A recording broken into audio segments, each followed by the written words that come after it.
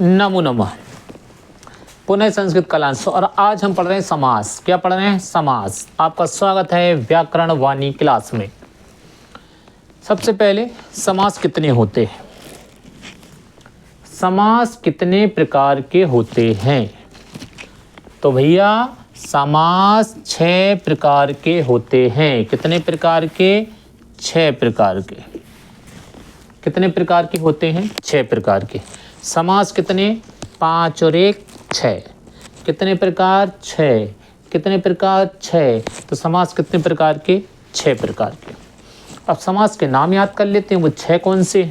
देखिए समास के प्रकार। तो नंबर पहले पे हमने लिखा है अव्ययीभाव समास, तत्पुरुष समास, कर्मधारय समास, द्विगु समास, बहुव्रीहि समास और द्वंद्व समास। फिर से अव्ययीभाव, तत्पुरुष, कर्मधारय, द्विगु समास, बहुव्रीहि समास और द्वंद्व समास। फिर से अव्ययी, तत्पुरुष, कर्मधारय, 3 याद कर लीजिए, अब भी याद हो जाएगा। अव्ययीभाव, तत्पुरुष और कर्मधारय। अव्ययीभाव, तत्पुरुष, कर्मधारय, द्विगु बहुव्रीहि द्वंद्व, द्विगु बहुव्रीहि द्वंद्व, द्विगु बहुव्रीहि द्वंद्व, द्विगु बहुव्रीहि द्वंद्व। हो गया।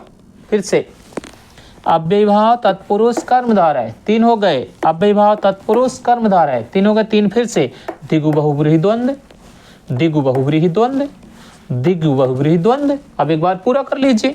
अव्ययीभाव, तत्पुरुष, कर्मधारय, द्विगु बहुव्रीहि द्वंद्व। फिर से रट लीजिए अव्ययीभाव, तत्पुरुष, कर्मधारय, द्विगु बहुव्रीहि द्वंद्व। याद हो गया? बार बार सुनिए, निश्चित रूप से आपको याद हो जाएगा।